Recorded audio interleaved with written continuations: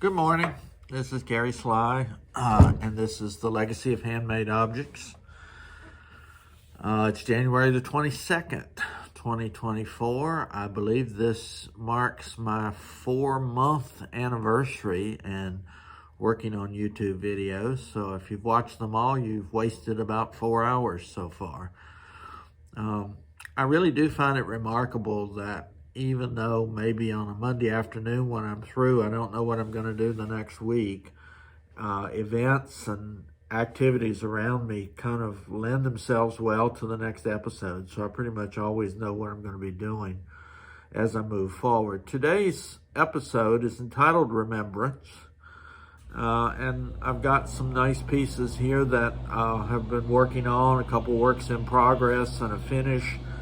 And then there was a local event here in downtown. So altogether, it kind of made me think a little bit about how we use needlepoint as a means of remembering and ultimately as a way of passing on that memory as a legacy, which, as you can tell from the title of my series and from all the kind of things that I talk about, is very important to me. I think stitching and fiber art has all kind of wonderful assets to it. I think they're positives in terms of its meditative quality and giving a voice to the voiceless and so many other things. But one of the most touching and moving aspects of fiber art to me is the ability to evoke memories.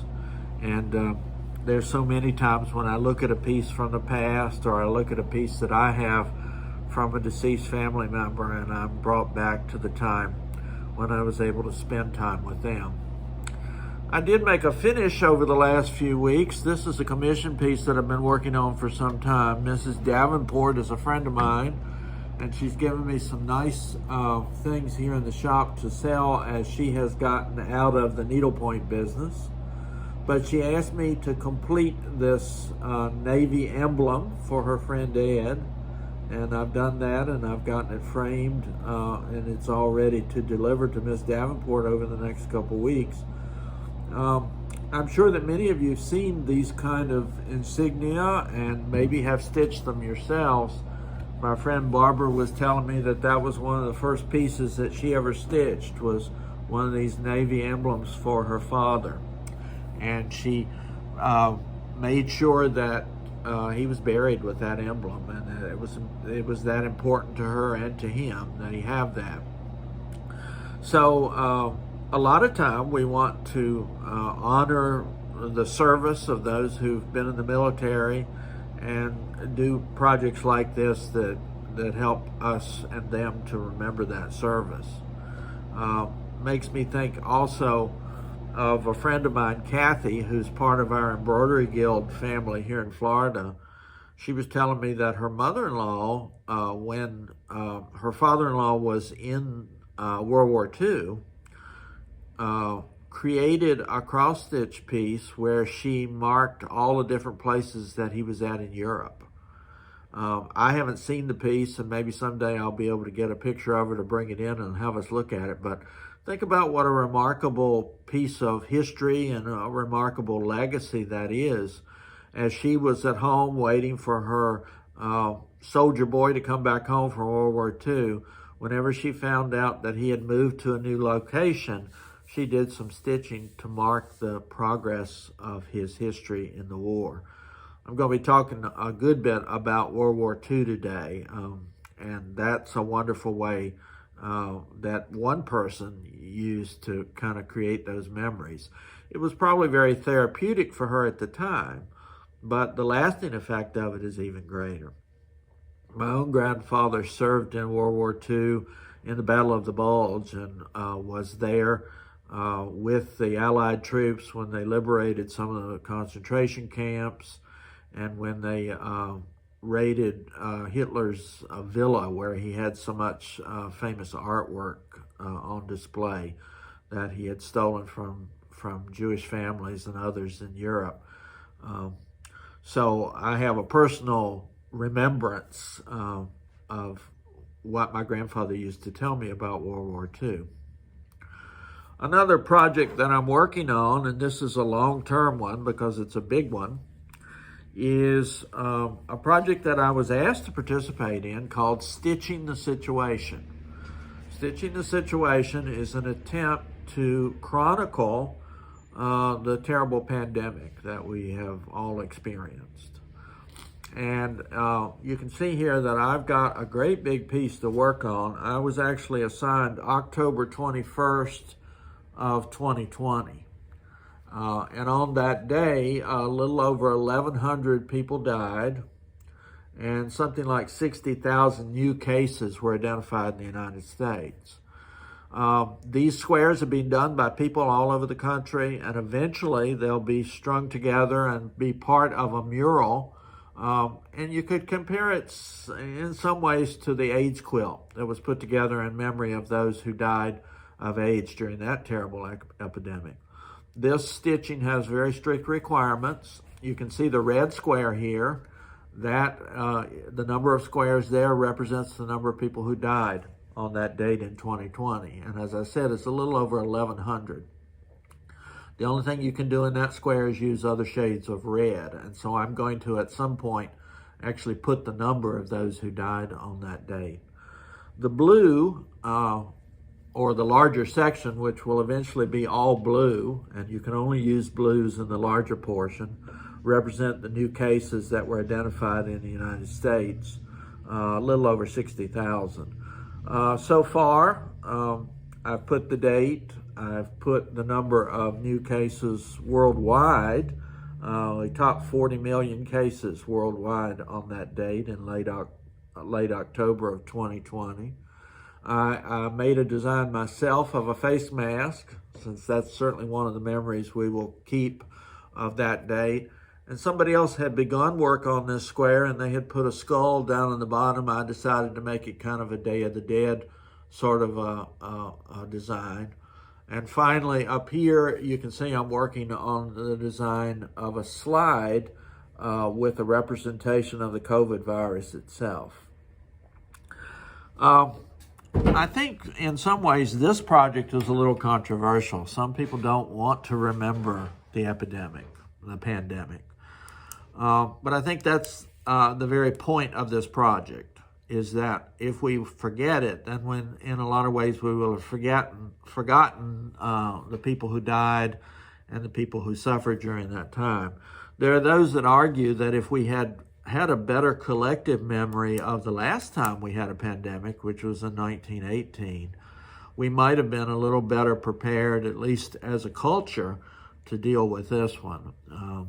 I didn't know much about the pandemic of 1918 until I did a little digging around. When I lived in Norfolk, there's actually a mass grave in Ghent, where they buried some of the victims of the flu epidemic of 1918. And my wife's grandfather was a young married man and died of the flu epidemic in 1918.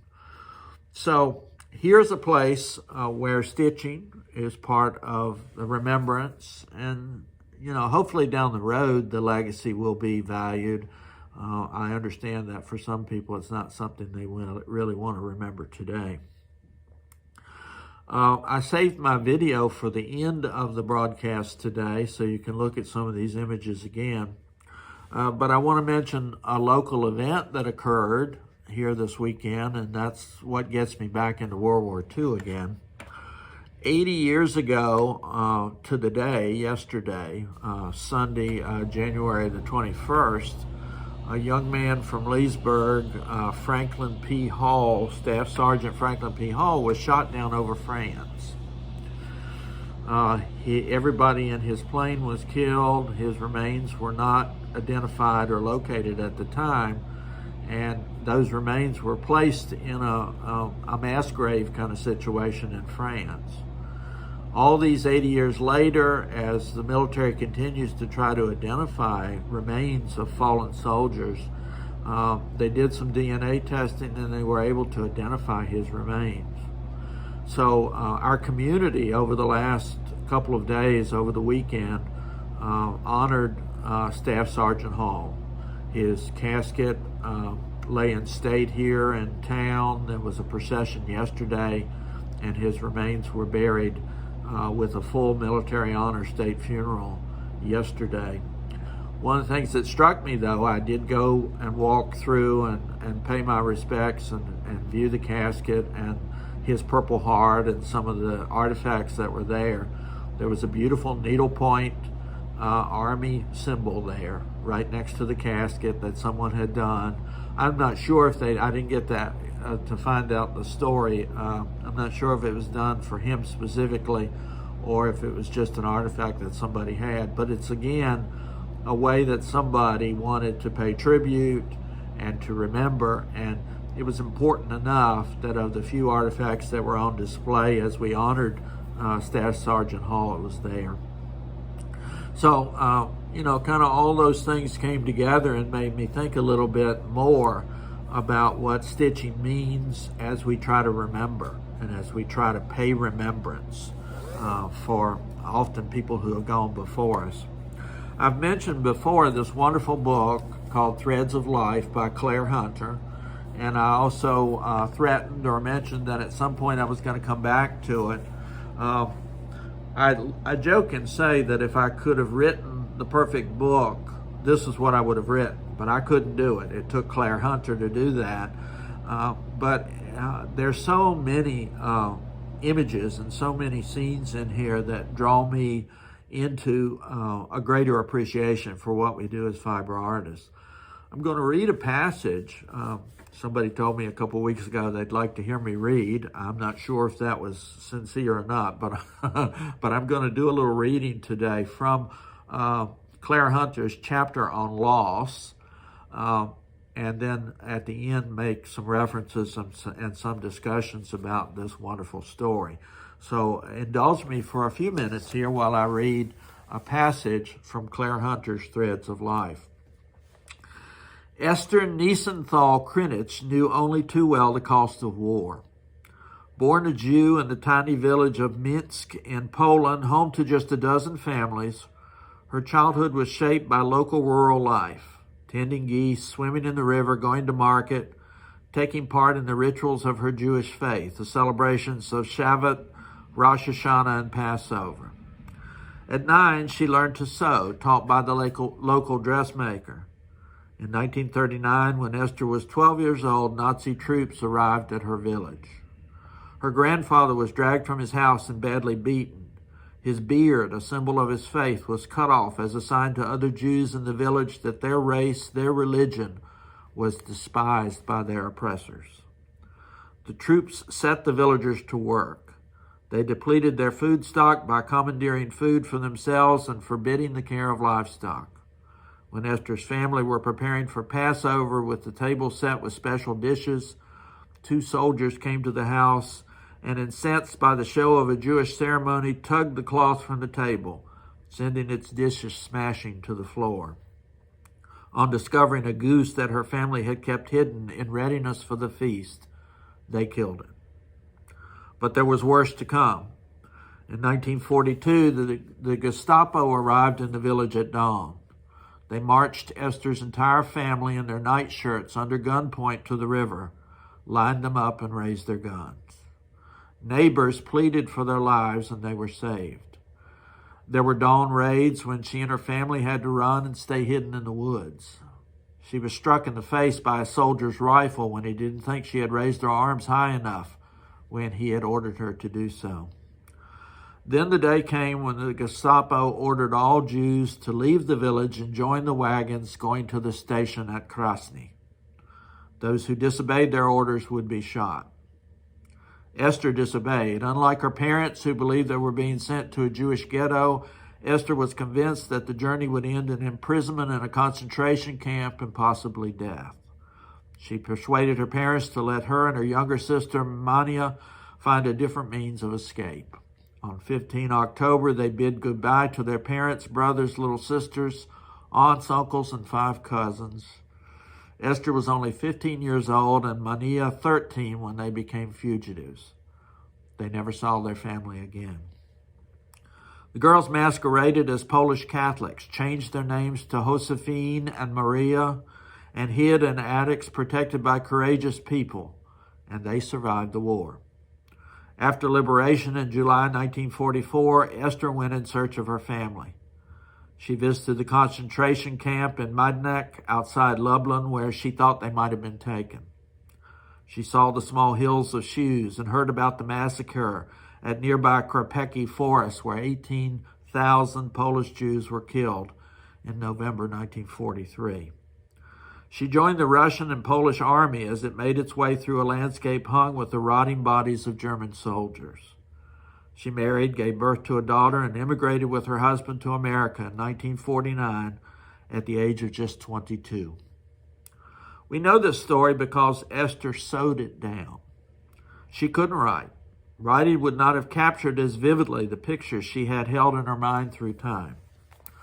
Prose could not have described the contrast between the flowering fields and the barbed wire of a labor camp, nor the intensity of the colors of the fallen autumn leaves on the day her family left on death trucks. It could not have captured the way the patterns of her clothes merged with the meadowed grass, camouflaging her as she crouched in the fields beyond her village. Sewing allowed her to stitch the detail of her girlhood, her terror and escape, acutely remembered. The prettiness of the embroidered cloth her mother laid on the table for Rosh Hashanah, the pattern of the thatched roof of the cottage where she and her sister found refuge. Through her sewing, she demonstrated how the adrenaline of fear heightens our senses and fixes a memory. The panels she appliqued and embroidered, 36 in all, are illustrated like a storybook, pictures above and text below. She set each scene in its specific location, her family home, the field beyond her house, the countryside around it, defined in textured scraps of carefully chosen fabric and embroidered to render the detail of her experience. It would be 28 years after her arrival in America before Esther took up a needle and thread to set down her story. By then, she was 50 years old. She embroidered it as a legacy for her daughters, as a textile memoir. The 36 embroidered pictures track the 12 years of her life from when she was 10 until she was 22, during which she witnessed the cost of human prejudice and greed, a culture and religion humiliated, a village and family destroyed. Her belief in humanity was tested over and over again, but she chose sewing as an act of restoration. Through her sewn picture, she reanimates her parents and siblings, revisits her faith, rebuilds her village, replants the fields around her house, restores a lost life. She goes back home. Needlework takes time. The choosing of fabric and its cutting out to shape different images, the leaves of a tree, the bright red bow of a girl's dress, have to be carefully done. The needle lingers, and the stitcher is forced to pause from time to time to rethread a needle, pick out and cut a new piece of thread, decide what to embroider next, what color or stitch to use. It allows space for reminiscing, for remembering. So it must have been for Esther Niesenthal Krinitz on her slow journey of recreation. One stitch, a commemoration, and the next, a farewell. If you're interested in learning a little bit more about Esther's beautiful stitched work, her daughter created a YouTube where she takes you through those 36 panels. So if you care to look at it, I've given you the reference at the very end of the slideshow today, but The Art of Holocaust Survivor Esther Niesenthal Krinitz is available for you to take a look at on YouTube. It's a powerful story, as are all these wonderful stories of remembrance. And it's a powerful thing that we as fiber artists can recreate those stories and create a legacy. So that's it for me today. I hope you'll continue to create and enjoy the legacy projects that you have. Take care. Bye-bye.